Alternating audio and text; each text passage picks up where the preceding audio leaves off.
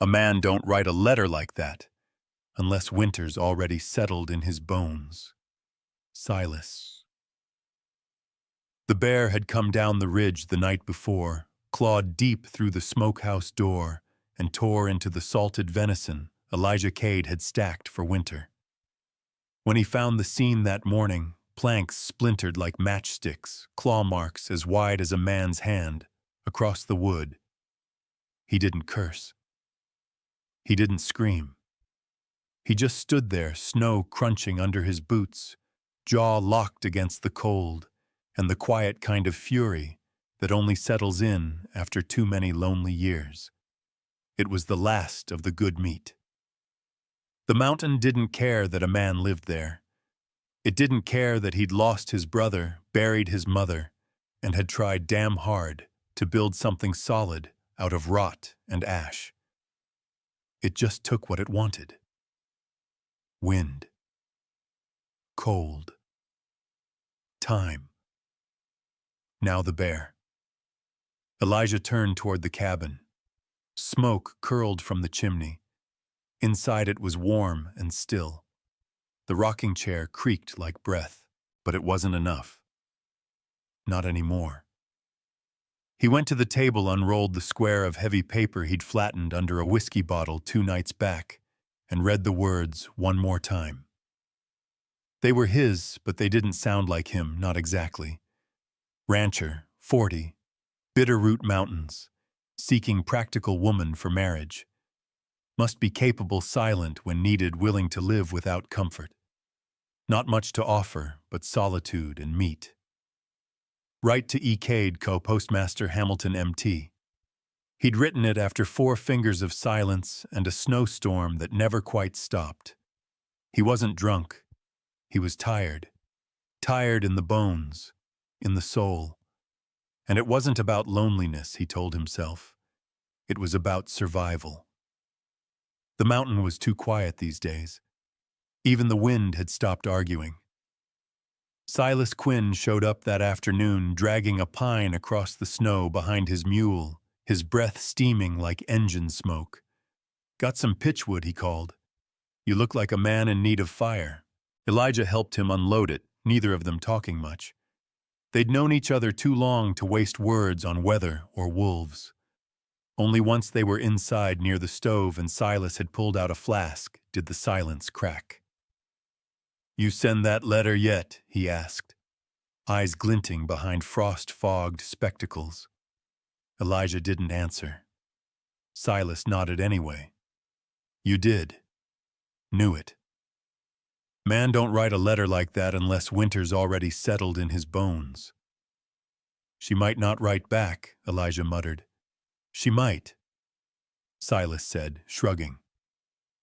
Then what Elijah didn't know. That was the problem. He wanted help. He needed hands, a second set of eyes, someone to keep the chickens from freezing solid, someone to talk to on nights when the wind turned mean. But he hadn't really pictured her. Not until now. Silas grinned through his beard. "Just don't expect a miracle wrapped in petticoats. You asked for strong. You might get stronger than you can carry." The reply came 10 days later. A single page. Ink sharp. Words clean and precise. "Mr. Cade, I am 28, born in Ohio, raised on a horse farm, educated in Boston, though I no longer consider that home. I am unmarried by choice and now necessity. I require shelter and work. You require help. I do not seek romance. I seek use. If these terms are acceptable, I can depart within the month. I know how to birth foals, patch a roof, and I do not scream at snakes. Willa Tani." He read it 3 times, then again. Then once more by lamplight as snow fell outside like someone shaking dust from heaven. He sent the money for her stage fare that night. Put it in an envelope with 5 words, yes. "Come. Elijah Cade. Bitterroot." He didn't sleep much after. not because of nerves, but because he didn't know if it was bravery or surrender to ask a stranger to live beside you in a place that barely lets you live at all. The week before her arrival, he fixed everything, replaced the broken stovepipe, repaired the lean-to out back, put new chinking between the logs. He even pulled his mother's quilt from the trunk beneath the bed and beat the dust from it till his hands blistered. He told himself it was courtesy. It was fear. Because what kind of woman walks away from a city to live in the ribs of a mountain? The morning the stage was due, Elijah saddled the mule and rode down the ridge into Hamilton. The wind bit his neck like a jealous ghost. At the post office, the clerk gave him a look. "You really getting married off a letter?" the man asked. Elijah didn't answer. He waited near the livery boots, planted shoulders tense, heart low in his gut. The road to the station was just ruts through packed snow, but to Elijah it might as well have been a plank he was walking off. When the stagecoach came rattling in wheels, squealing like rusted ghosts, he almost turned away. Then the door opened, and she stepped down. She wore traveling gray, tailored but practical, hair pinned, gloves buttoned. But it wasn't the dress or the way she carried herself, it was her eyes. Green, cold, alert, like a hawk that had once been caged and would never allow it again. "Elijah Cade," she asked, voice clear as creek water. "Yes, ma'am. I'm Willa Tani." He nodded, unsure what to say. She didn't offer her hand. He didn't offer excuses. Instead, she said, "Is your cabin far?" "Half a day," he answered. "Good." She turned to the driver. "My trunk, please." They rode in silence. He drove the mule cart. She sat beside him, spine straight, face unreadable. He glanced over once expecting fear or doubt. Found neither, only calm, like she'd known worse. As the sun dipped, casting gold over the peaks, he finally spoke. "It's a hard life up there." She didn't look at him. "So's being owned." That night, as he showed her the room she'd use for now, Elijah felt something shift. Not affection, not lust, not even comfort. It was recognition. She'd come not for him, but for the same reason he'd stayed. Because there was nowhere else that felt like breathing. Later by the fire, Silas's words came back to him. "Just don't expect a miracle wrapped in petticoats." But as he watched Willa unfold her gloves, set her boots by the stove and scan the room like a soldier claiming ground, he wondered if she was the miracle. Just not the kind he'd prayed for. The woman from the east. Willa claims her place, but the mountain doesn't make space easily. Elijah isn't ready. She is. I didn't come this far to be turned around by a look. Willa said it without raising her voice, without shifting her gaze from the trail ahead. Elijah hadn't meant for her to hear the sigh that slipped from his mouth, or the way his shoulders had stiffened when he first saw her step off that stage in Hamilton. But she had. Of course she had. The kind of woman who'd ride a stagecoach across 3 states didn't miss much. They'd only been riding an hour, maybe less, but the air was thick between them, heavier than the snowfall beginning to dust the tops of the pines. Elijah focused on the reins, eyes locked on the winding path cutting through the mountains. His mule, steady as ever, didn't need the guidance, but it gave him an excuse not to speak. Willa sat beside him, wrapped in a wool cloak, her gloved hands folded neatly in her lap. She hadn't complained once about the cold, or the rough ride, or the way the wagon jostled her every few minutes. She just watched the trees pass, watched the mountain rise, watched him, not with judgment, but like she was waiting to see what kind of man he'd turn out to be. "You're quiet," she said finally. Elijah cleared his throat. You get used to it up here. I'm not looking to fill silences, Mr. Cade. I just prefer honesty over long pauses. He looked over. She wasn't smiling, but she wasn't angry either. If anything, she seemed tired. Not from travel, though the circles under her eyes hinted at sleepless nights, but from something older. Something carried for years. I wasn't expecting, he began, then stopped. He didn't know how to finish the sentence without sounding like a fool. Someone like me, she finished for him. Elijah winced. I know what I look like, she said. And I know what kind of woman you probably had in mind when you wrote that letter. Strong, broad-shouldered, maybe with calluses thick as boot leather and hair tied back in string. Not a woman in a wool traveling coat with a city voice and boots barely broken in.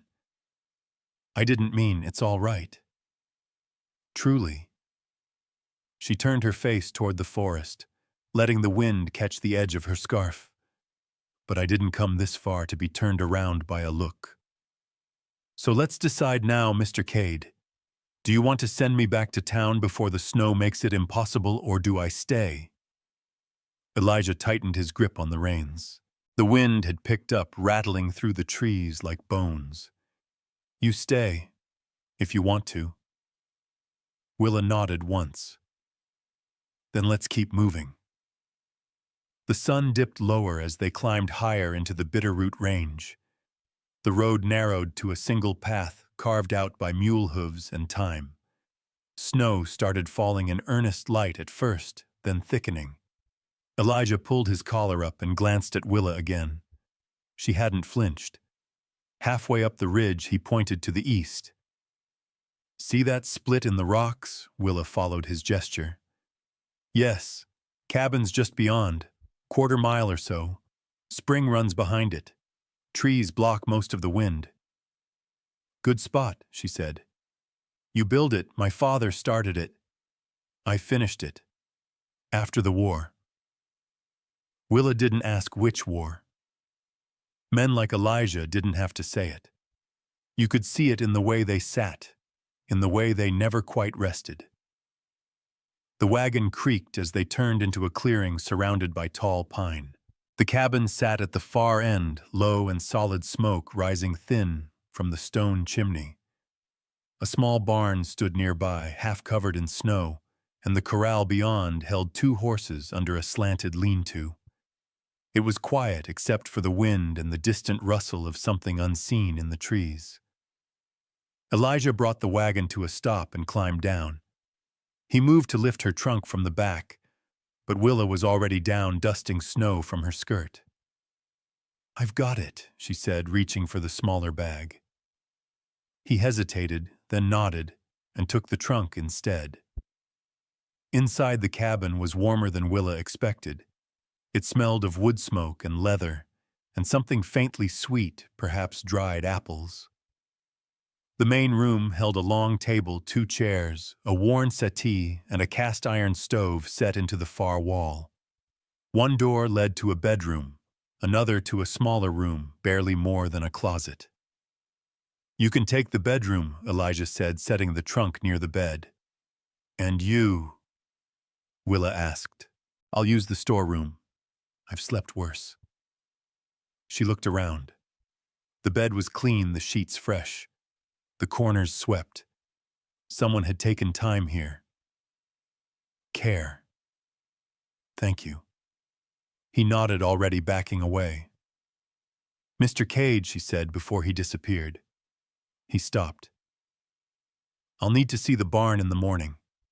Any livestock with special needs? Juniper's pregnant, he said. Due soon. Willa's eyes lit just a little. Mare or mule, Morgan mare. Good bloodline, the best I've got. She nodded. I'll help with her. You know horses, Willa's expression was unreadable.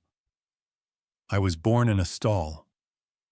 He didn't know if she meant it literally, but something in her tone made him believe it either way.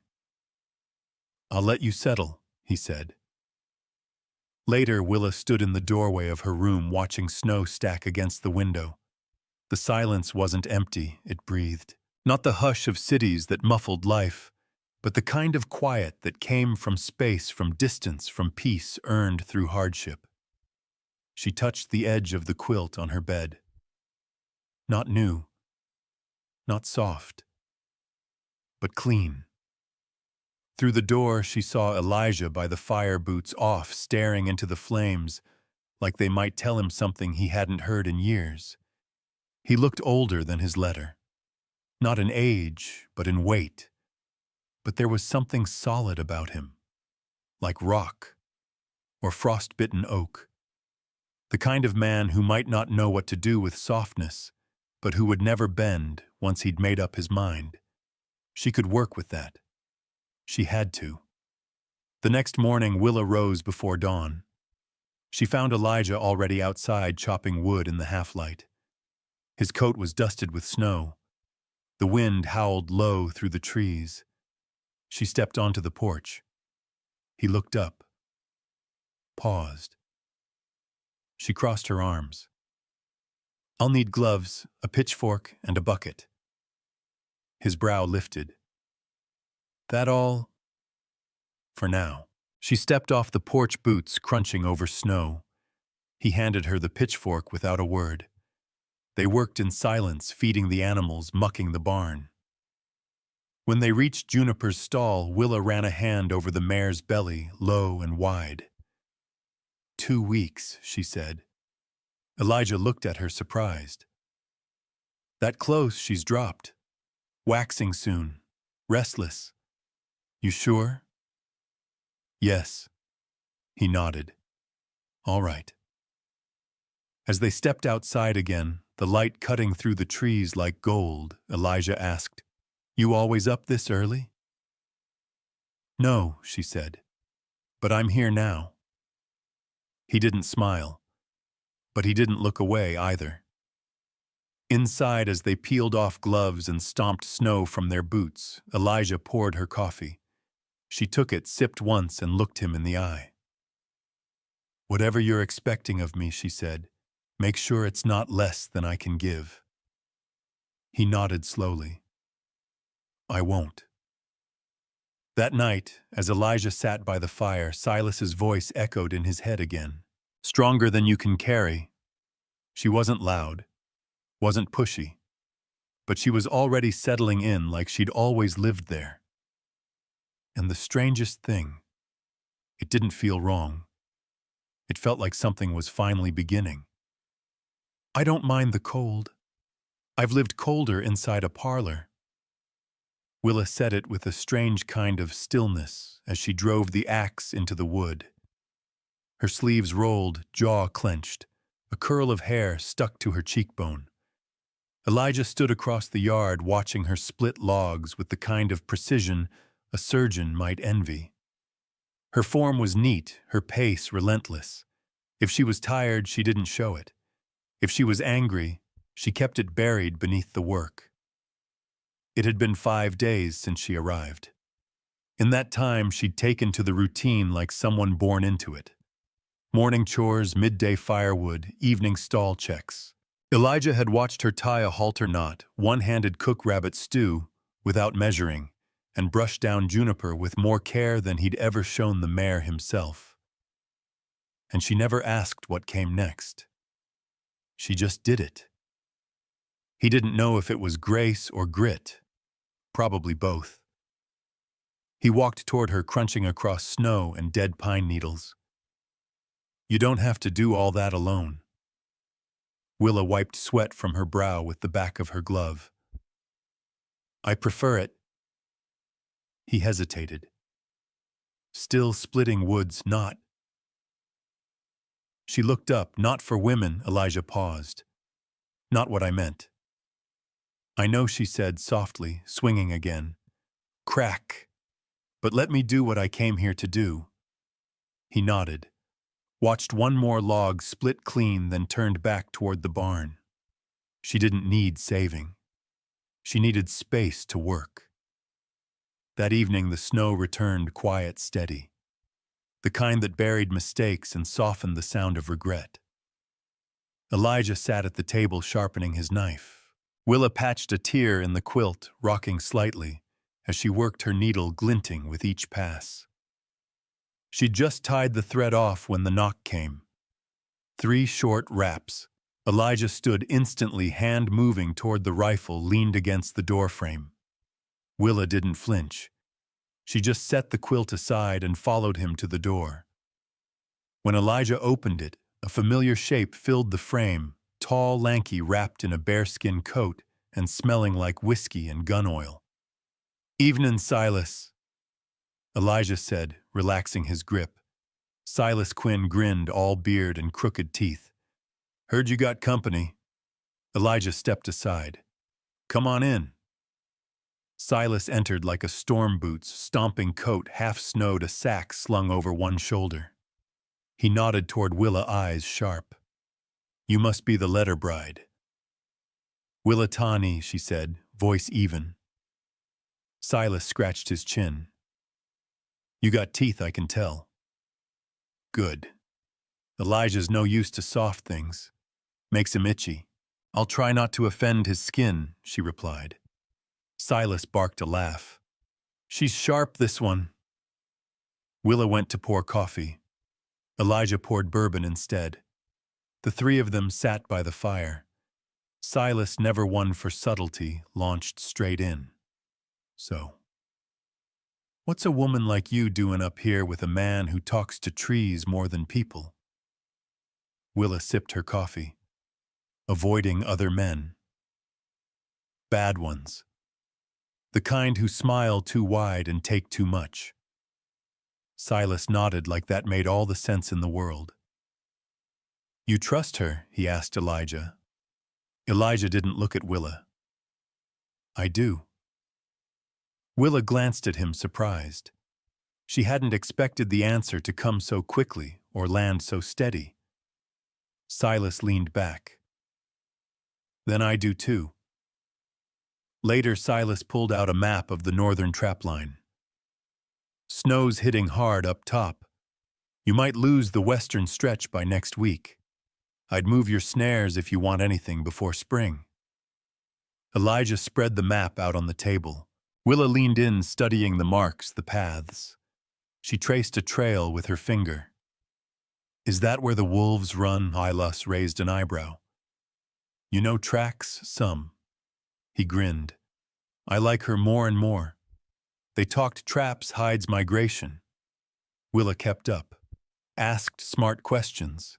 At one point, she challenged Silas's take on wolf behavior. "You ever run traps?" he asked. "Never laid one. But I've freed 2 dogs with paws near torn in half.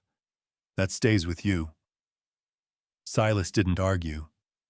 He just nodded slower this time, like respect had settled in behind his ribs. When he left, the air outside had turned bitter. Willa stood by the door as Elijah saw Silas off. "She's better than you deserve," Silas muttered as he mounted his horse. "I know. You don't need to be scared of her." "I'm not." Silas grinned. "Then let her in before she freezes your stubborn ass out." He rode off, whistling a tune no one remembered the name to. Elijah returned to the cabin, closing the door behind him. Willa was by the stove, stoking the fire. Her shoulders rose and fell in quiet rhythm. "You didn't have to defend me," she said. "I didn't." She turned. "Then what was that?" Elijah shrugged. "The truth." Willa stepped closer. Not quite intimate, but not polite either. "I'm not trying to prove anything," she said. "I'm just tired of being underestimated." "I don't." She tilted her head. "You did." Elijah looked away. "Maybe." She let it hang there like smoke between them. Then she said, "I don't mind the cold." He met her eyes again. "I've lived colder inside a parlor." They stood like that for a long moment, 2 people scarred in different ways, each trying to see if the other could be trusted with the fragile parts. That night, Elijah sat by the fire long after Willa had gone to bed. He thought of Silas's words, of Willa's hands on the map, her quiet defiance, her honesty. She wasn't soft, but she wasn't hard either. She was real, and for the first time in years, he didn't feel like the mountain was trying to push him out. The next morning, as they fed the animals together in the dark hush before sunrise, Juniper kicked at her stall door. "She's edgy," Willa said, listening close. "Off her oats. We'll need to stay close." "She close?" Elijah asked. Willa nodded. "Maybe tonight. Maybe sooner." He looked at her. "You sure?" "I'm sure." By afternoon, the snow thickened again. The wind shifted. Juniper pawed the earth and moaned low, her sides tight. Elijah checked the ropes. Willa lit lanterns. Neither of them said what they both knew. The foal was coming, and nothing ever comes easy in the mountain. You want to test a person's soul. Put a dying horse between their hands. The wind howled like it had teeth gnawing at the edges of the barn as night pressed in around them. The temperature had dropped hard and fast, the kind of cold that broke things' flesh fences resolve. Lanterns swung from rafters, casting uneven light across hay-strewn dirt, and Juniper's cries tore through the silence like a saw. Willa stood at the mare's hindquarters, sleeves rolled, hands already slick with blood and sweat. Her hair clung to her cheeks in damp strands, and her voice was low, steady, commanding. "She's presenting wrong," she muttered. The foal's shoulders caught. Elijah knelt by Juniper's neck, stroking the mare's muzzle as she thrashed. His heart beat hard in his throat, but he kept his voice calm. "You need anything, Space," she snapped, then caught herself. "Sorry. Just don't talk unless you need to."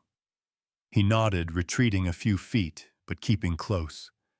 Willa's hands disappeared inside the mare as Juniper screamed again, hooves kicking against the stall walls. Elijah flinched, but Willa didn't. Her arms worked with slow, precise motion. Her eyes were locked on the mare, face tight with focus. "She's going into shock. I need to turn the foal, or we lose them both." Elijah had delivered calves before, but never seen anything like this. The pain, the risk, the blood. And Willa, calm as a seasoned midwife, was covered in all of it. "Talk to her," Willa said through gritted teeth. "Keep her here." Elijah leaned in, whispering close to the mare's ear. "Easy, girl. You've done this before. Don't quit on me now." Juniper shuddered, eyes wide with terror. Elijah kept murmuring, voice low and thick. He didn't look away. He couldn't. "You ever done this before?" he asked after a moment. "No," Scylla answered. "But I read everything I could get my hands on. Watched 3.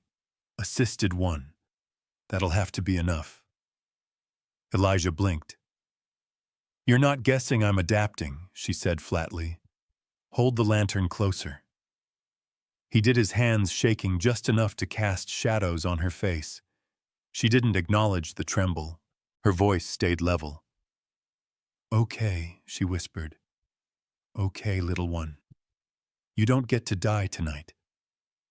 For nearly an hour, the only sounds were Juniper's ragged breathing and Willa's instructions. At one point, the mare nearly collapsed, but Willa pushed her back, knelt in the muck, and repositioned the foal's leg with slow force. "She's crowning," Willa finally said. "On the next contraction, I need you to brace her." Elijah moved fast, planting his boots deep in the hay, pressing his weight into the mare's flank. She groaned, body convulsing, and then the foal slipped free, slick, long-limbed, gasping. Willa dropped back on her heels, panting hands trembling as she pulled the sack from the foal's head and rubbed its sides with an old wool blanket. "Come on," she whispered. "Breathe, damn you." And then it did. A small, wet snort. The tiniest gasp of life. Willa's shoulders slumped as she exhaled hard and shaky. Elijah leaned over the stall door, heart pounding. "Boy or girl?" he asked. "Filly." He smiled wide and unguarded. "She made it." "She did," Willa said, brushing straw from her cheek. "And so did Juniper." They stood there in stunned silence, watching the foal wobble on shaky legs toward her mother. "She needs a name," Elijah said quietly. Willa looked down at the bundle of wet fur and ribs. "Hope," she said. He nodded. "Fitting." They stayed like that for a long while, neither of them speaking.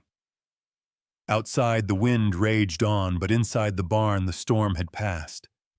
Eventually, Willa leaned against the stall, eyes heavy. "I'm just going to sit a minute." She slid down the wall legs, stretched out, head tilted back. Her face was pale beneath the grime, her lips cracked from cold and concentration. Elijah took off his coat and laid it across her without a word. "You're freezing," she murmured. "So are you," he said. Her eyes fluttered half-closed. "Worth it." He watched her sleep for a moment there in the hay next to a mare and a newborn foal covered in sweat, blood, and straw. She looked more like a soldier than any woman he'd ever known. Not broken, not hard. Just real. Just there. By the time morning light crept through the slats in the barn walls, Juniper was resting the foal curled beside her. Willa stirred, blinking against the light, stiff and sore. "You stayed?" she asked. Elijah sat nearby on an upturned bucket, rubbing his hands together for warmth. "Didn't seem right to leave." She sat up slowly, brushing hay from her shoulders. "We'll need to keep an eye on the foal's legs. She's a little twisted." "I'll build her a pen beside the cabin," he offered. Willa gave him a tired smile. "That'd be good." They walked back to the cabin in silence, boots crunching fresh snow, the sunrise gold and pink behind them. Inside, Elijah stoked the fire while Willa washed up. "You want coffee?" he asked. "God, yes." They sat at the table, both too tired for talk. But it wasn't an awkward silence. It was shared. Earned. Something passed between them that didn't need naming. After a while, Elijah cleared his throat. "Why'd you really come here, Willa?" She looked at him for a long time, then down at her mug. "I needed to know if I could still make something. Still protect something. Be useful. You proved that last night." Maybe she said. "But I'm not done proving it yet." That night, as Willa folded the quilt over her bed, Elijah knocked on her door. Not loud, not urgent. When she opened it, he stood there, hat in hand. "I'd like to make this official," he said. "Not for love, not yet, but out of respect, out of truth." Willa didn't smile. She just said, "All right." But in her eyes, something warm flickered. Something that looked a lot like beginning. "You don't have to love me, Mr. Cade. Just don't send me back." The words landed heavier than the snow piling on the roof. Elijah didn't answer right away. He just stood there, hat still in hand, face unreadable under the weight of everything unspoken. Willa didn't flinch. She hadn't said it as a plea. It was a line in the ground, a declaration. If he crossed it, he'd have to mean it. They were standing in the small space between her room and the hearth late night, pressing against the windows, the fire crackling low.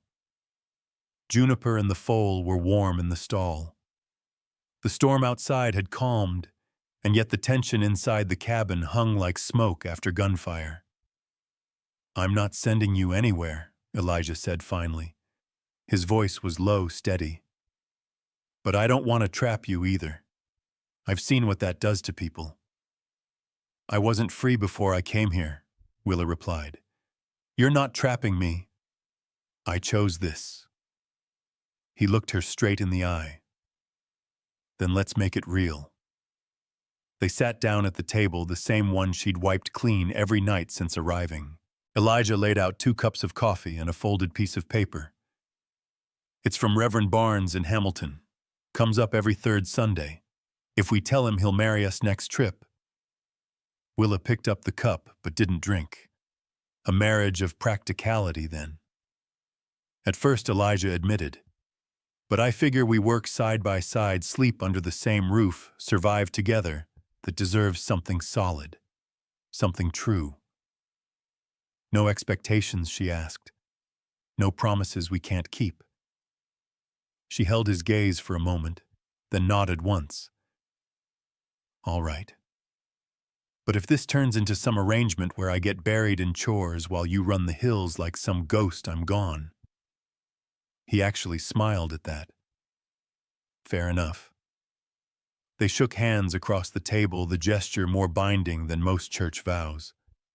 In the days that followed, nothing outwardly changed, but everything underneath did. They still rose before dawn, Willa to the barn, Elijah to the woodpile. They still shared meals in mostly quiet. But now there was a strange softness in the spaces between, an unspoken rhythm forming. Elijah noticed how Willa talked to the animals when she thought he wasn't listening, whispering into Juniper's ear like the mare was a priest. He noticed she hummed when she cooked, never a tune he recognized, something old and minor-keyed. And sometimes, when the fire burned low and she thought he was asleep, she'd sit up and read old letters she kept tied in a blue ribbon. He never asked about them, and she never offered. One afternoon, they took the mule cart down the ridge together. Supplies were low, and the trail to Hamilton would be snowed in soon.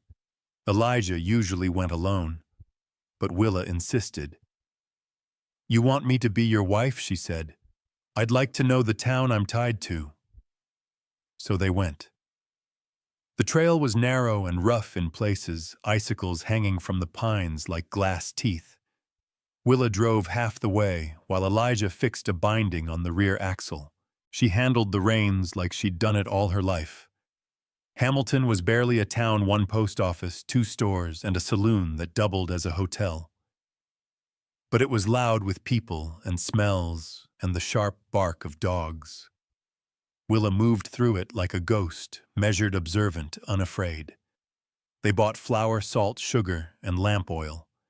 Elijah picked up bullets. Willa eyed the shelves in the dry goods store, settling on a tin of cinnamon and a sewing needle she liked the curve of. At the door, the shopkeep gave her a long look. You're the one living up the ridge with Cade, I am. Most don't last long out there. I'm not most. The man looked like he wanted to say more, but thought better of it. Later, outside the post office, Elijah checked for mail. There was a package from Silas, Tanned Hides, as expected, and a folded letter addressed not to him but to Willa. He handed it to her wordlessly. She stared at the handwriting, then tucked it into her coat without opening it. You're not going to read it. Not here. They drove home in silence.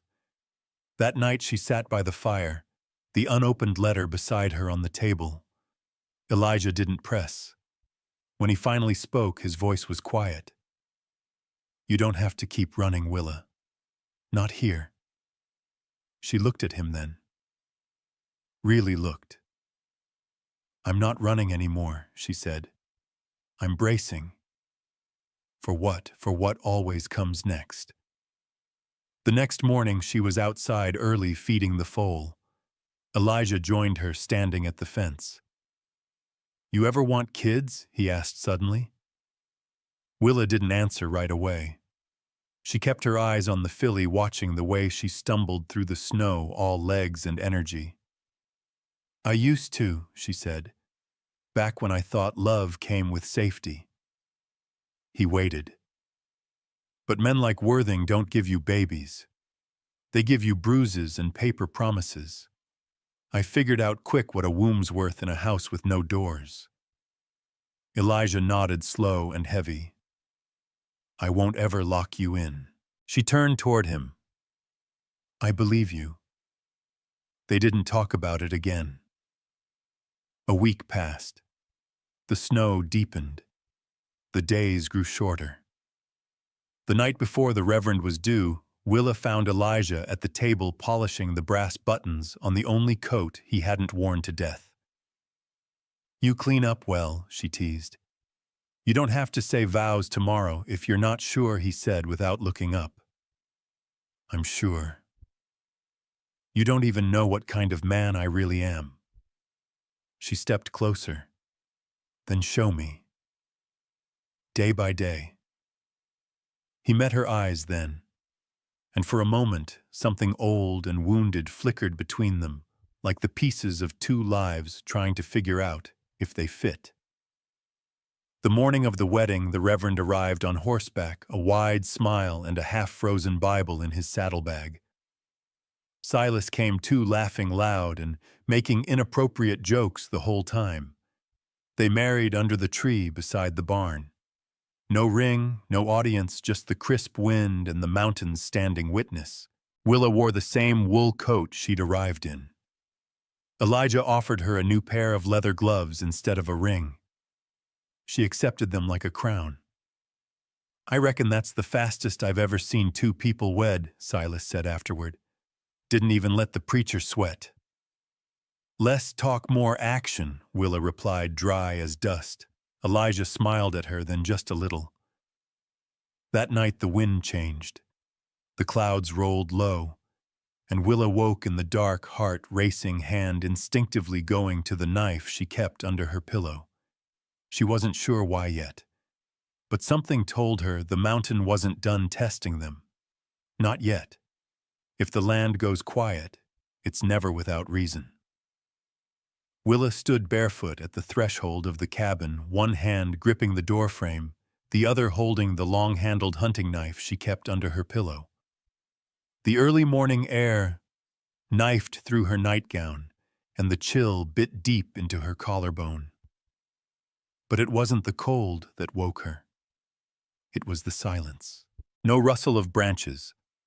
No caws from the crows that usually perched near the eastern ridge. Even the horses hadn't stirred. Elijah moved up behind her, already dressed, rifle slung low. You feel it too? She nodded.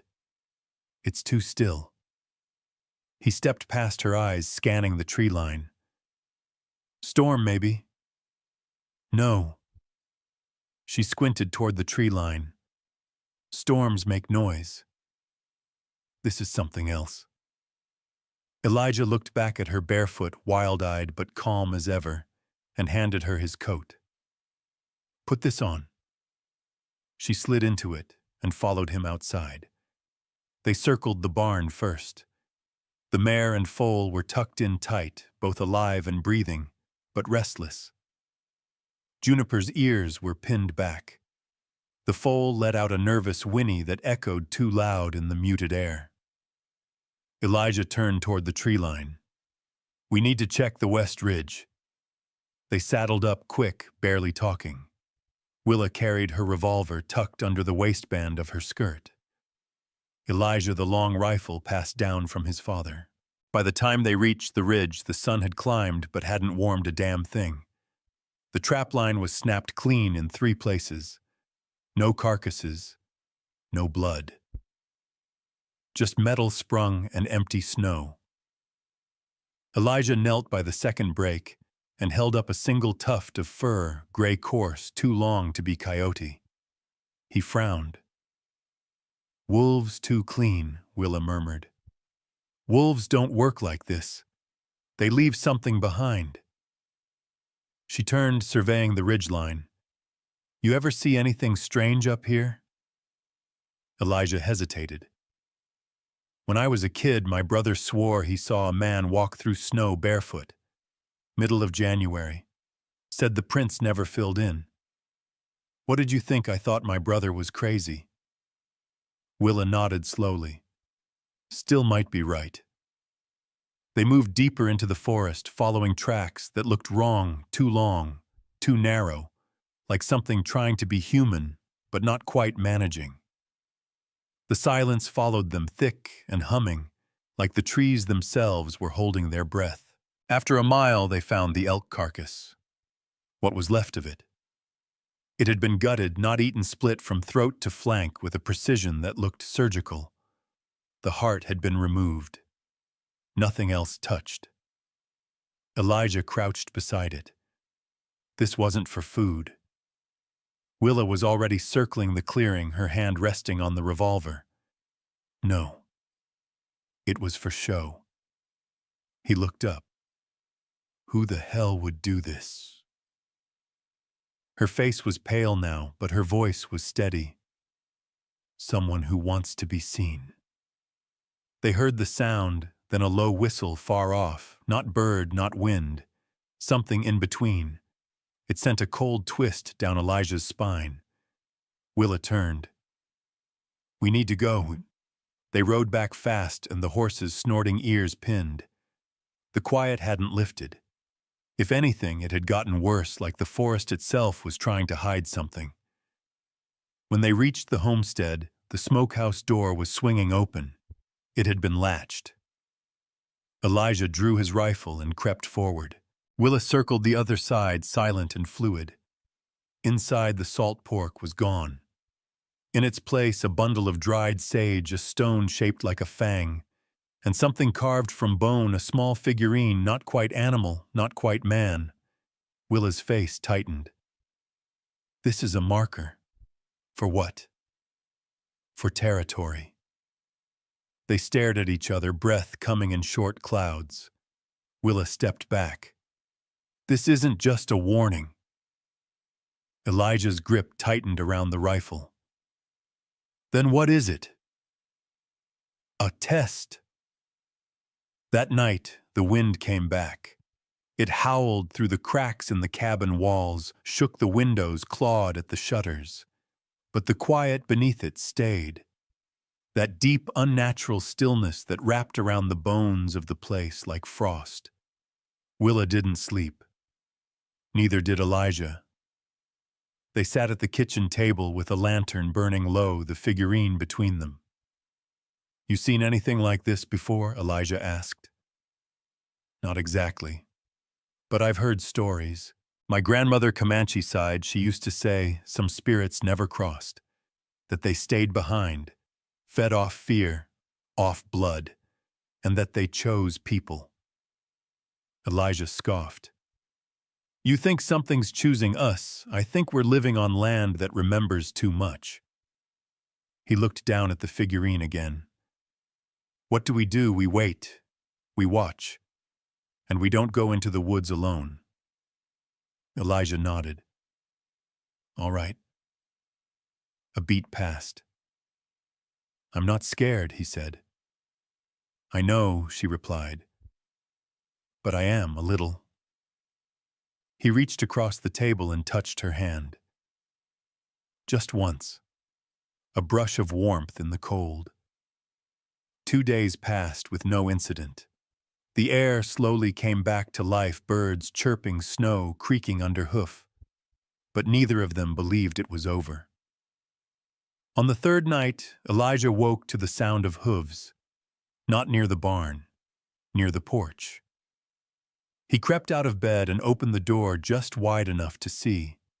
A single horse stood in the clearing. No saddle, no bridle. Its coat black as soot, eyes red under moonlight. It stared at the cabin like it recognized it. Elijah shut the door and locked it. Willa was already up, wrapping a shawl around her shoulders. Did you see it? She asked. He nodded. It wasn't right. She looked out the window. They're watching us. Elijah turned to her. Then let's give them something to see. That morning, Willa saddled up before dawn, her rifle across her back. I'm not letting whatever this is take root, she said. It wants us afraid. We go first. Elijah mounted beside her. You lead. I follow. And together they rode toward the tree line where the silence waited again. Some things ain't meant to be understood, just outlived. The words hung in the cold air, breathed out slow from Elijah's mouth, as he and Willa sat horseback facing the dense pine wall where the trail vanished into the west woods. The same woods where someone had been circling their land like a wolf pacing a weakened fence line. Willa adjusted the strap on her rifle. We're not here to outlive anything today. We're here to look it in the eye. They'd left at first light, the frost still clinging to the branches, the sun barely breaking through the heavy sky. Elijah had packed only what he needed: rifle ammo, dried meat, and the carved bone figure they'd found in the smokehouse. Willa had brought a worn leather pouch filled with herbs, a tin of powdered charcoal, and an old cloth band she wrapped around her wrist. What's that for? Elijah had asked earlier. Reminds me I've made it through worse, she'd answered. Now as they moved into the trees, a hush fell like a blanket. Even the horses were quieter, hooves muffled against the snow. A mile in the trail thinned into a game path, and by the third mile even that vanished. This land's different, Elijah murmured, glancing around. It always was, Willa replied. You just didn't see it before. They came upon the first marker near midday, a small pile of stones stacked perfectly in the center of the path. In the middle sat another carved bone figure smaller than the last, but with the same long arms and twisted near-human face. Elijah dismounted. Why here? Willa crouched near it. It's a line. We crossed into something's territory. This is the edge. He looked down at her. What happens if we keep going? She stood and looked him square in the eye. We stop being visitors. They pushed forward anyway. For hours the woods closed tighter around them. The air grew still again, but this stillness was different, denser, not silence but pressure. Willa felt it in her temples. Elijah in his chest. They came upon a clearing near dusk. Dead center stood a circle of stones blackened at the edges. Scorch marks climbed up the surrounding trees, as if lightning had struck outward, not down. No animals, no birds, just the burn. Elijah took a step forward, but Willa stopped him. Wait. She moved to the edge of the circle, reached into her pouch, and scattered a handful of powdered charcoal across the snow. The wind picked up instantly. It swirled the powder into a shape, brief flickering of a face. Hollow, open-mouthed, screaming. Then it vanished. Elijah took a slow step back. You saw that right, I did.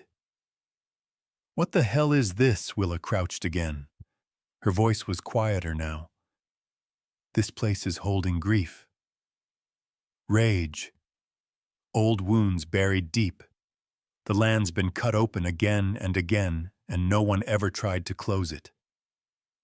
War, Elijah guessed. Something like it. But not between men. Between truths. She stood. You got that figure? He pulled it from his coat pocket. What do we do with it?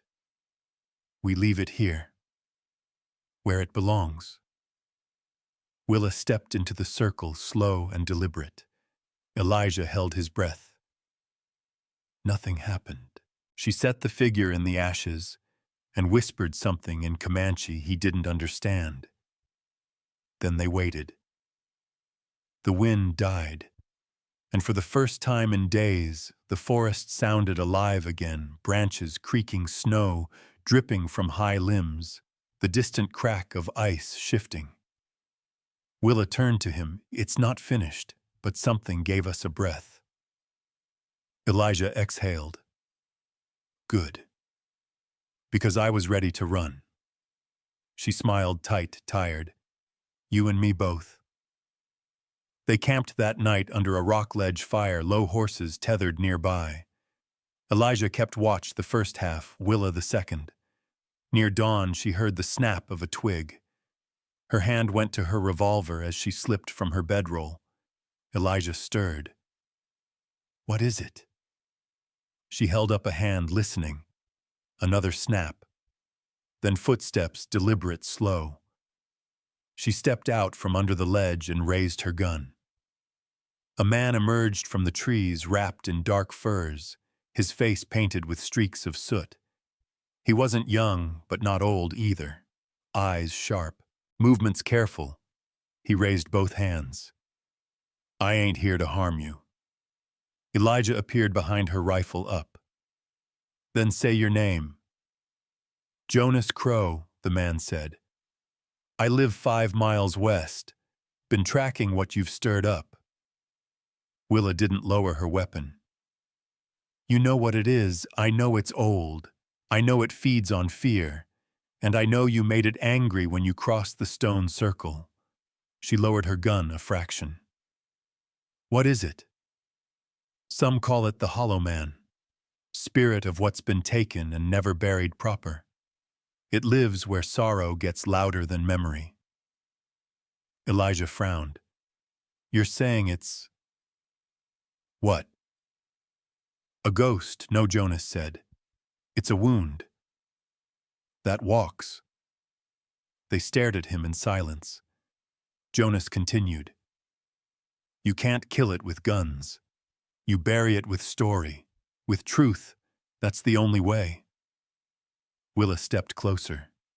You said you've been tracking it. Jonas nodded. And I think it's headed back to your land. It saw you.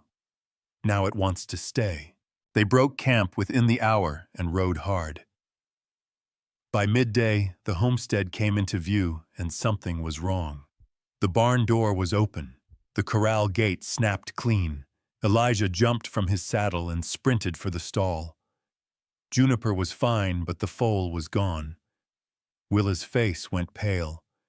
Then they saw it scrawled across the barn wall in blackened ash, what is taken returns. Elijah looked at Willa. It took her. Willa didn't answer. Her jaw clenched, fists shaking. Jonas dismounted slowly. It wants you to come after it. Willa turned to him. Then I will. Elijah didn't stop her. He just said, you won't go alone, because some things aren't meant to be understood, just outlived, and some things you face together, or not at all. I ran before. I won't run again. Not this time. Willa's voice was steady, but beneath it, Elijah could hear the edge of something deeper, resolve sharpened by grief. They stood inside the barn just feet from where the foal had been taken, the ash-lettered message still staining the wall behind them. What is taken returns. Jonas Crow was already laying out a rough trail map on the ground, his finger tracing the river bend to the north. Whatever did this didn't move east or south, not with the snow that fell last night. Tracks would have been swallowed. But the ridge up north, those prints stayed clean. Deep. Heavy, Elijah studied the map. Then that's where we ride. Jonas shook his head. It's not just a ride anymore. This thing's not hunting for food or blood. It's hunting memory. And you gave it one. Willa stepped forward, tucking her revolver into her coat. Then let's give it one back. They rode out within the hour. No goodbyes, no prayers. Just 3 riders cutting a line through the wilderness, chasing the echo of something they didn't fully understand. The trail led them through frozen creek beds and silent valleys. They passed old burial trees, ancient and forgotten, where tattered bundles still hung from brittle limbs. Willa bowed her head each time they passed one. Elijah did too. He didn't know the words, but he understood the weight. By nightfall, they reached a canyon mouth split by two towering rocks. Jonas reined in his horse. "This is where it begins to turn on you," he said. "The land, I mean. From here on, it remembers more than it forgives." They camped beneath the stone wall fire burning low and tight. Willa sat across from Elijah, sharpening a knife, not because she needed to, but because it kept her hands from shaking. Elijah watched her for a while, then spoke. "What happened, Willa, before Montana?" She kept her eyes on the blade. "I married a man in Kansas. Sheriff's son. Seemed clean-polished, well-read. I was wrong." She stopped. Elijah waited. "He hit me the first time 6 weeks in. Said I made him feel small in front of his father. Second time he broke my ribs." Jonas looked away, jaw flexing. Willa continued quieter. "I stayed for almost 2 years. Part of me thought I deserved it. Thought maybe it'd stop if I just adapted." She looked up at Elijah then. "I ran when I finally realized he didn't want a wife. He wanted a mirror that didn't talk back." She tossed a sliver of metal into the fire. "So no, I won't run again. Not from this, not from anything." The fire popped, but no one spoke for a long while after. The next morning, the land truly began to change. The trees grew tighter together, their trunks twisted, some leaning like they'd been bent by unseen hands. The snow grew thin in patches, revealing dark, wet soil that didn't seem to freeze. Crows followed overhead but made no sound. And then they found the first bones. Half buried in snow, picked clean, laid out in a perfect circle. "Elk," Jonas said. "But not eaten, placed." Elijah crouched, like an offering. Willa looked at the bones and whispered something in her grandmother's tongue. "What was that?" Elijah asked. "A warning," she said, "for whatever's listening." They kept riding. By midday, they reached an old hunter's cabin, half rotted, half burned. Smoke still curled from the chimney. Jonas raised a hand. "We go slow." Inside, the heat still lingered. So did the smell. Blood. Fresh. A fox had been laid across the table, gutted, flayed tongue nailed to the wood. "Message?" Elijah asked. Willa didn't answer. She moved to the far wall where something had been carved deep into the logs. A word. In English. "Her." "Looks like it's calling you out," Jonas said. Willa stared at the word a long time. Then she turned. "Then I'll answer." They left the cabin and followed the path deeper into the pass. The canyon closed in tight, forcing them to lead the horses on foot. Elijah noticed Willa's hand flexing open and closed at her side. "You sure you're all right?" She nodded. "No. But I'm ready." It was mid-afternoon when they found the foal. Alive. Tethered in a clearing to a stake driven into the frozen earth. Her legs were scraped. Her coat flecked with ash, but she stood. Breathing. Shivering. Willa ran to her first whispering words that didn't sound like English. She untied her with shaking fingers, pressing her forehead to the filly's neck. Elijah stood guard, rifle raised. Jonas scanned the trees. "It let her live," Jonas muttered. "That's the worst kind of bait." Willa looked around the clearing. "It's not here." "Then where?" The howl split the air. Low, deep, not animal, not wind, human but not. It came from behind them, from where they'd come. Jonas swore. "It circled us." Elijah mounted. "We get the foal back. Then we finish this." Willa climbed up behind him, arms around the filly's trembling body. Jonas rode ahead, carving a path through the narrowing pass. They rode fast, too fast. Branches clawed at their coats. Stones scattered under hooves. The howling followed them, always behind, always too close. By the time they reached the canyon wall, dusk had fallen, and it stood waiting. A shape not man, not beast, just shadow, stitched from sorrow and bone. Its face was hollow. Its eyes burned red. The Hollow Man. Jonas slid from his horse and stepped forward, holding a bundle in both hands. Sage ash and charcoal tied with a red cloth. "I'll draw it," he said. "You finish it." Willa tried to stop him. "Jonah, no." He smiled, sad and sure. "I've seen what it does to men who don't act." He stepped into the clearing, his voice rising in song, not in English, but in a language older than the mountains. The Hollow Man twitched, then lunged. Willa screamed. Jonas hurled the bundle at its feet. A flash of white. A scream like glass shattering. And then silence. When the dust settled, Jonas lay still, eyes closed. The Hollow Man was gone. Only ash remained. Elijah knelt beside Jonas, 2 fingers at his neck. "He's breathing," he said, "but barely."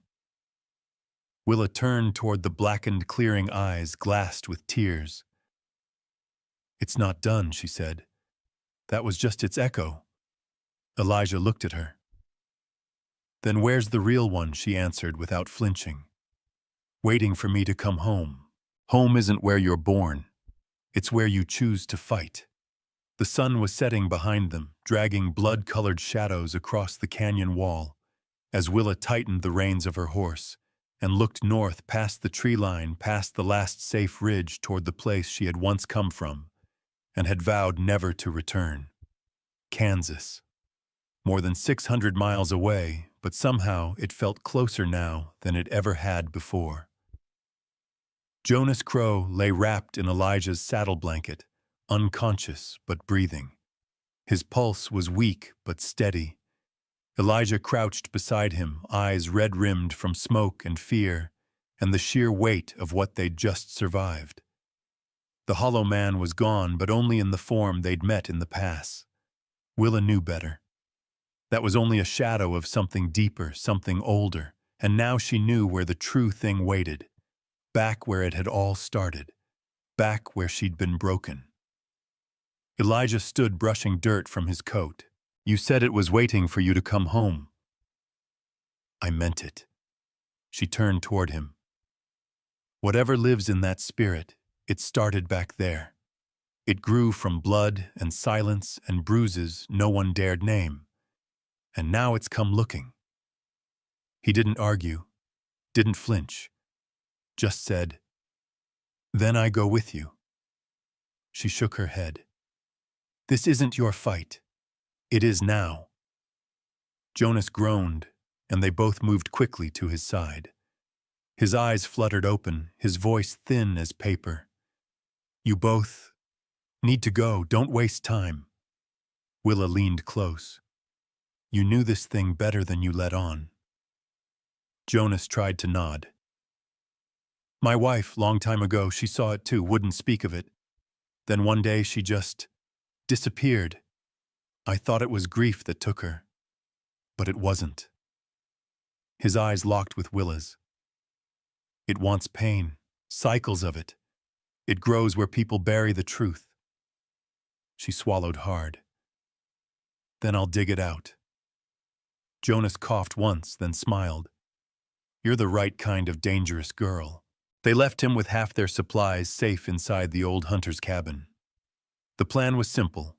Get back to Montana by morning, pack light, ride fast, and head east. Neither of them said it aloud, but they both knew this wasn't just a ride into the past. It was a reckoning. The journey across state lines took weeks.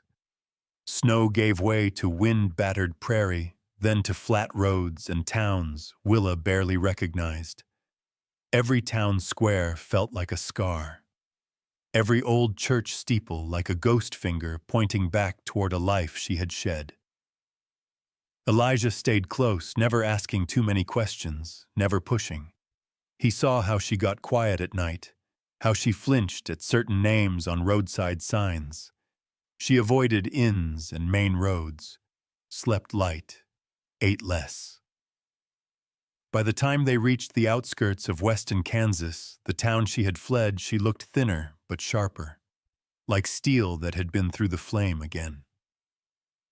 They rode past the old train depot where she'd once boarded a carriage west, past the chapel with its chipped white paint, past the general store where she'd sold her wedding ring for a bag of flour.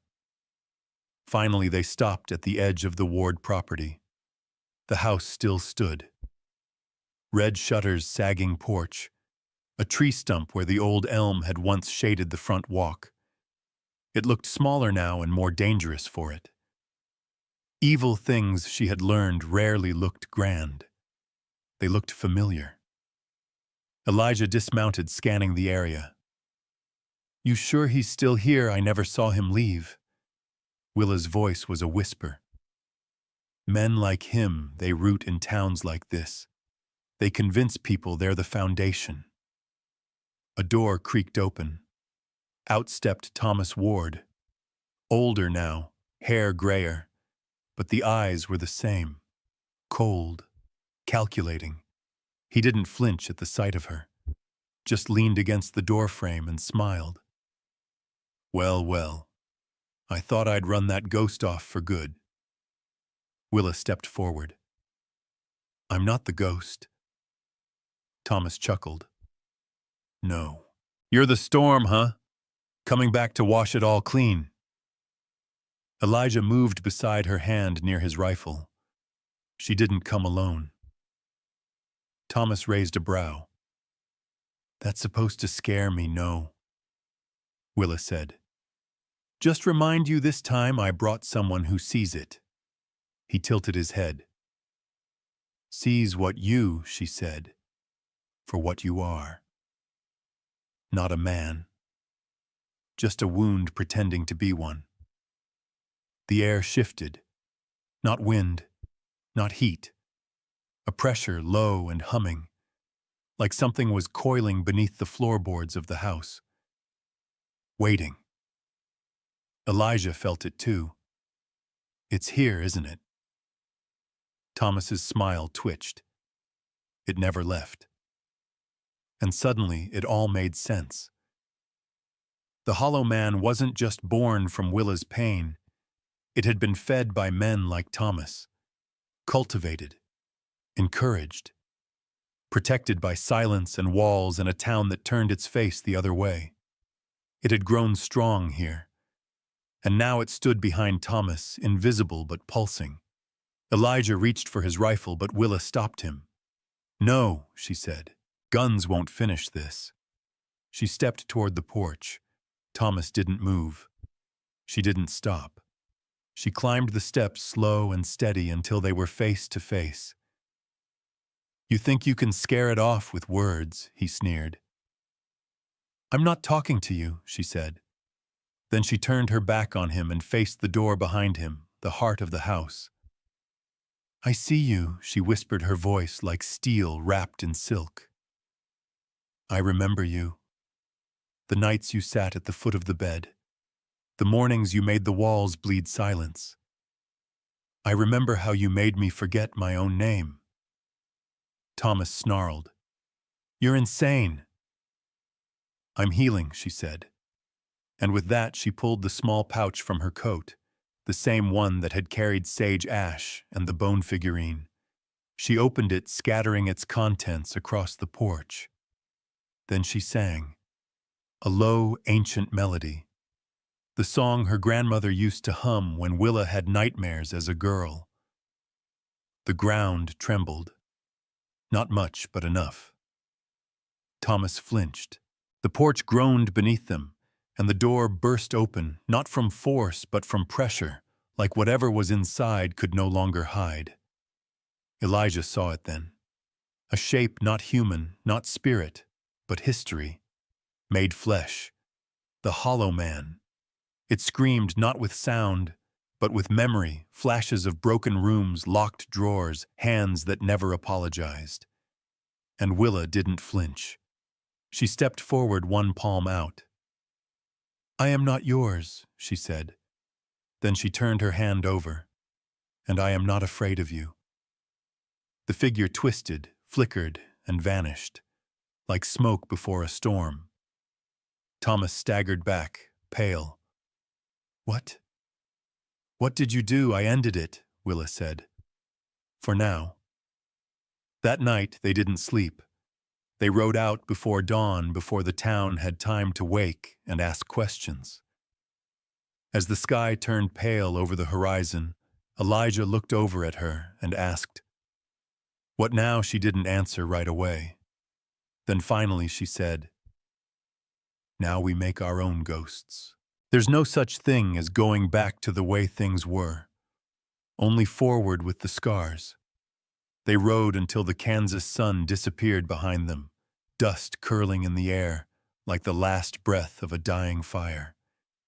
Willa didn't look back, not at Weston, not at the house, not at the man still standing on the porch, whose face would never leave her memory.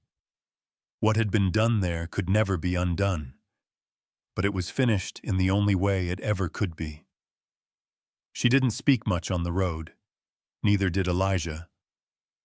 But silence between them now felt different. Not heavy, not unfinished, just settled. Every morning Elijah would pack the saddlebag while Willa poured water into a dented tin pot. Every night she'd hum that old melody she'd sung on the porch. They weren't running anymore. They were moving forward. That was different. 3 days into the ride back to Montana, they stopped at a wide stream just beyond the Nebraska line.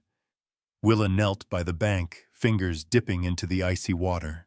Her reflection stared back, older than the woman who'd ridden out weeks ago. Clearer, too. Elijah crouched beside her. "You sure we're not being followed?" She nodded. "It's over." The hollow man needed a host to anchor itself. That place, that man, they were the last door it had. Elijah studied her reflection. "So what now?" "We go home," she said. "Home," he echoed. "You mean Montana, I mean you and me," she replied. That night they set up camp under a sky so full of stars, it looked like it was bleeding silver. Willa lay on her back, wrapped in her coat, staring upward. "You ever think it'll feel normal again?" she asked. Elijah, hands behind his head, answered, "I don't think it's supposed to. You don't go through something like that and come out wanting quiet." Willa smiled, eyes closed. "Good. I don't trust quiet anymore." As they reached the edge of familiar territory, the trees began to feel like old friends, twisted pines with bark. She recognized stones with moss patterns she'd memorized in another life. The mountain wind smelled like wood smoke and cold pine sap. It was Silas who spotted them first. He came riding out from the ridge trail like a cannonball, hollering and grinning, beard even wilder than before. "Damn fools," he shouted. "I figured you both dead or worse." Elijah raised a hand in greeting. "Almost." Silas pulled up alongside them, eyeing Willa. "You all right, girl?" She nodded once. "I am now." He looked over at Elijah, then back at her. "You bring the mountain back with you?" "No," she said. "I brought myself back." They returned to the homestead in the blue light of dusk. The barn stood just as they left it. The cabin's chimney was cold but solid. The foal, now slightly taller and more sure-footed, let out a short whinny and galloped to the fence when she spotted them. Willa's heart tightened at the sound. Jonas Crow was sitting on the porch, wrapped in a thick quilt, one leg stretched out, boot missing. His face cracked into a slow, crooked grin. "Took you long enough," he rasped. Willa dismounted and moved to him without a word. She wrapped her arms around his shoulders and held on tight. "Reckon you saw it through?" he asked. "I did." He looked at her, then something old and sacred passing between them. "You carry any of it back?" She didn't answer. Just said, "Only the part that keeps me standing." Over the next few days, life slowly returned to rhythm. Elijah restocked the trapline. Willa cleaned the smokehouse, finally closing the door with her own hands and locking it with a new iron latch. She planted winter root in the hard soil behind the barn. The foal, now named Mercy, followed her around like a dove. But something inside her still stirred at night. She'd sit by the fire watching the flames like they were spelling something.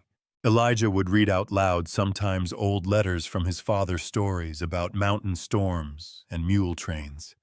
She never asked him to stop. One evening, as snow began to fall again, she stepped outside and found the ridge trail quiet. No birds, no wind, just snow and peace. She looked back at the cabin, the windows glowing with firelight. This time the quiet didn't feel like a warning. It felt like a sigh. Elijah came out after her, wrapping a blanket around her shoulders. "You remember what you told me back in Kansas?" he asked. "I said a lot of things. You said home was where you choose to fight." She nodded. "Still true." He took her hand. "You done fighting now?" he said. "But I've changed what I'm fighting for." He waited. "I'm fighting to stay. That's harder than leaving." Elijah kissed her temple. "Then I'll stay with you.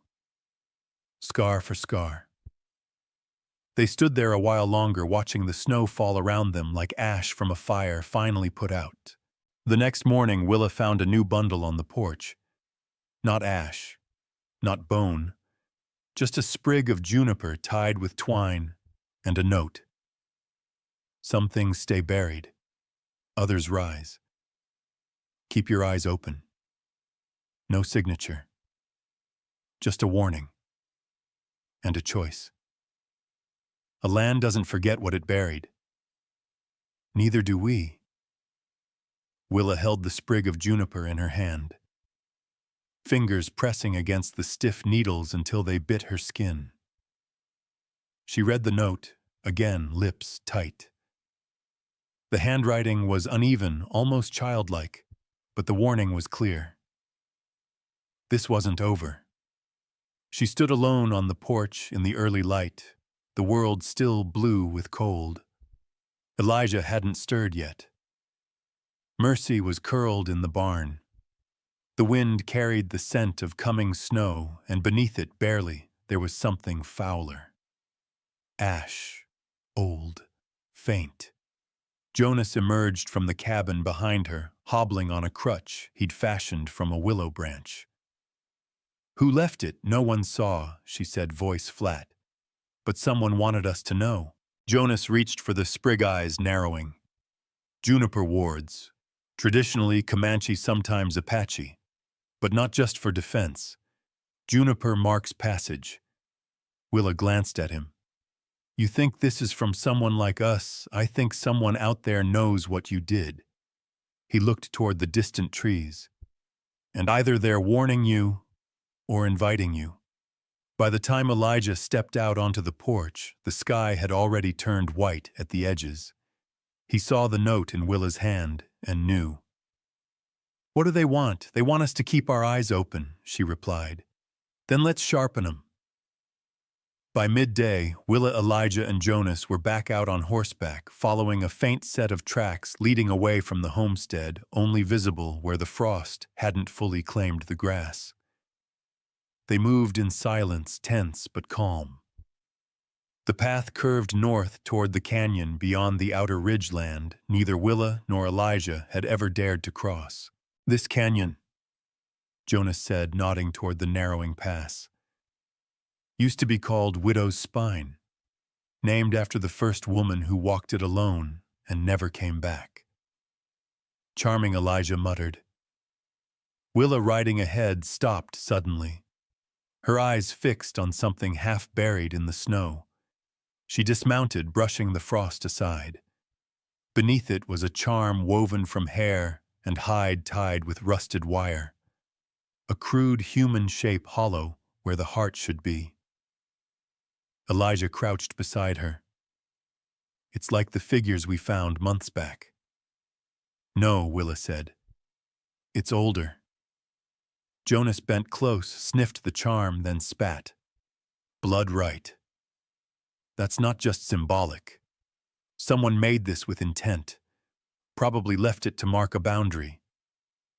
Or bait us past it, Elijah said grimly. Willa pocketed the charm carefully. We keep moving. The deeper they rode into the canyon, the quieter the land became. Not the same suffocating silence of the Hollow Man, but something different, older, like the earth was listening. At a sharp bend, they found a structure. Just bones, tied together with sinew, arching into a gate. Beyond it, the air shimmered with heat, though the wind was biting cold. Willa stopped her horse and dismounted. We go on foot. Elijah followed, hand on his knife. Jonas limped behind, slower, but just as focused. They passed through the bone gate into what felt like another world. The light shifted. The air felt thicker. There were no trees, only rock and snow, and the whisper of wind too low to truly hear. In the center of the open space sat a small fire pit, cold now, but around it were symbols carved deep into the earth. Circles, crosses, eyes. They're watching sights, Jonas said. Old ones, where ceremonies used to happen, but not just tribal. Settlers used them too. Different kinds of prayers, some darker. Willa moved toward one of the carved symbols and dropped to her knees. She ran her fingers across the ridges, lips parting in recognition. I know this shape. Elijah raised an eyebrow. From where dreams, she whispered. Nightmares. Since I was a child. I thought I was haunted by what he did to me, but maybe something else was haunting him. Jonas turned slowly, scanning the cliffs. This place wasn't just used. It was fed. Fed Abvet what Elijah asked. Jonas met his eyes. Us. A sudden gust kicked snow into the air, and when it cleared, something stood at the edge of the ridge. Not a man, not an animal. Just a silhouette cloaked in fur, a long branch in one hand. No face, no sound. Then it raised its hand and pointed, not at them, at the fire pit. Willa stepped forward without fear. You want something burned, she said aloud. She pulled the charm from her pocket and looked at the others. This was bait, but it was also a piece. It doesn't belong to us. It belongs here. She tossed it into the center of the pit. Nothing happened. Then she removed something else. A folded square of cloth from her pocket. Her wedding band inside it. She stared at it for a long second, then dropped it into the pit too. This time the air shifted. The fire pit ignited no flame, just light. White, blinding, then gone. The figure disappeared. Jonas exhaled. That was an answer. To what question Elijah asked? Willa looked down at the smoldering pit. To whether the land accepted our story. They returned home in silence. Something had changed. The land didn't feel lighter, but it didn't press down like before. The animals were calmer. The wind was cleaner. But Jonas, as they reached the homestead, stopped just before the cabin steps. I'm not staying, he said. Elijah looked at him. What I came to close something, not start something new.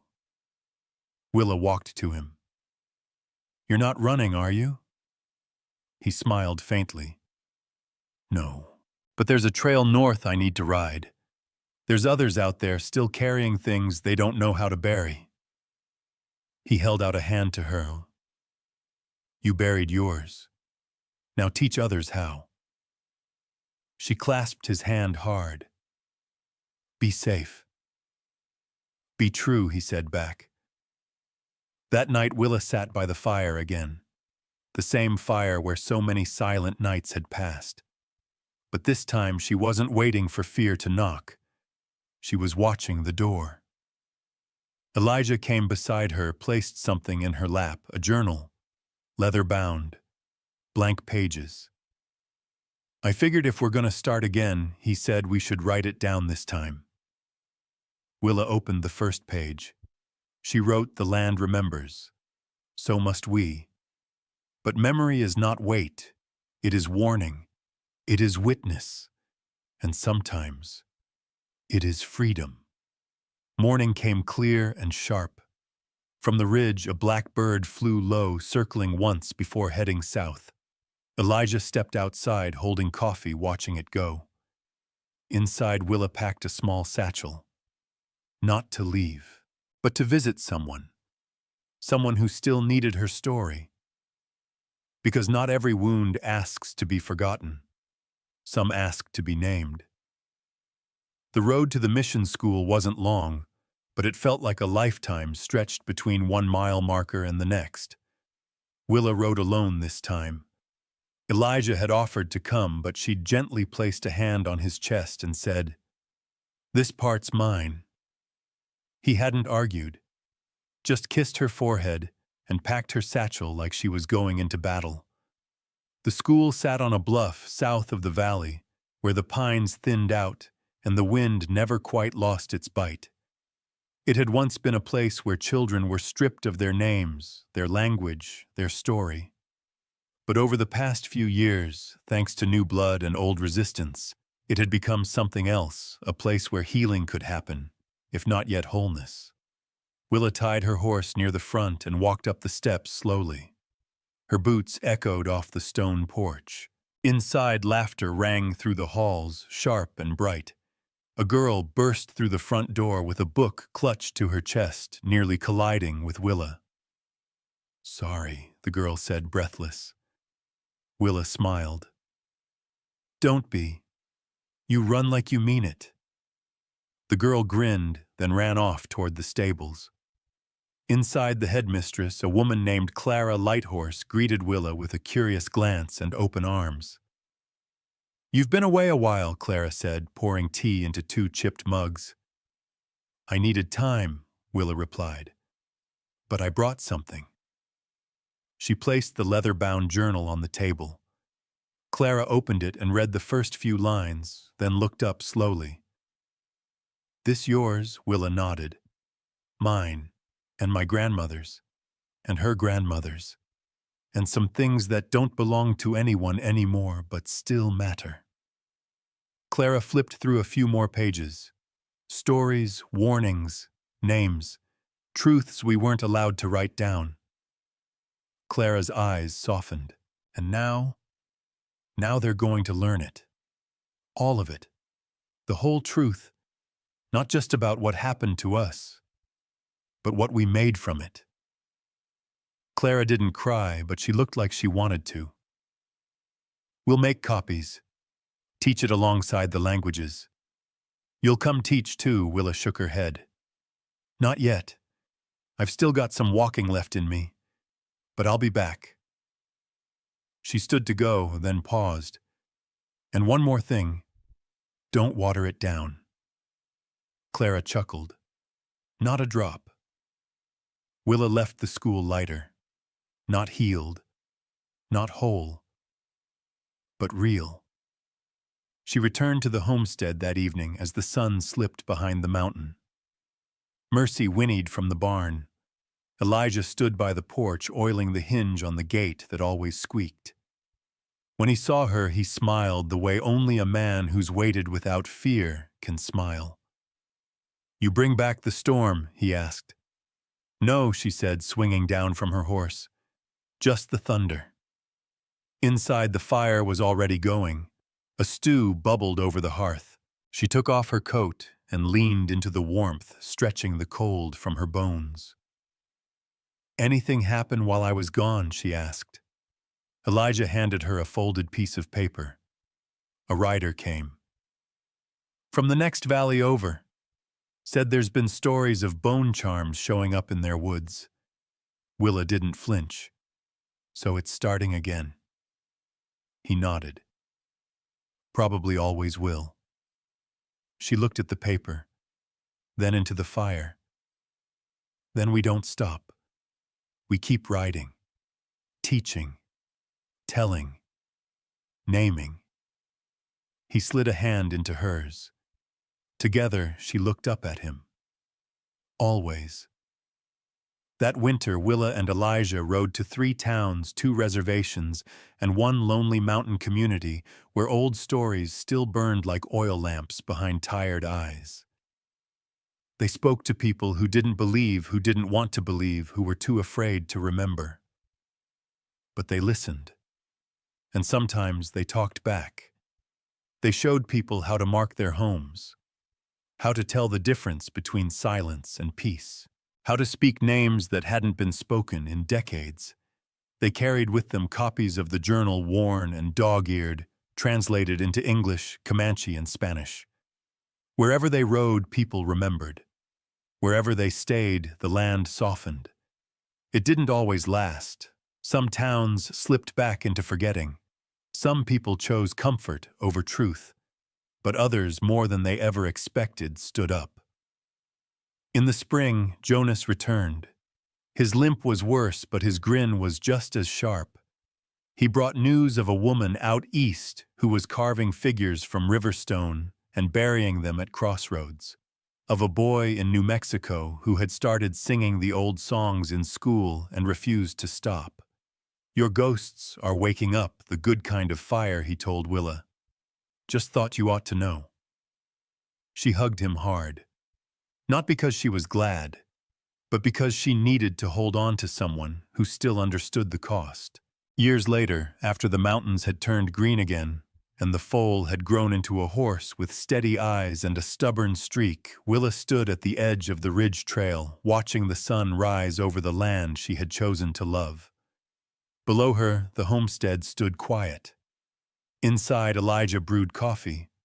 The journal now sat on a shelf beside other books, some with names, some without, all full of truths.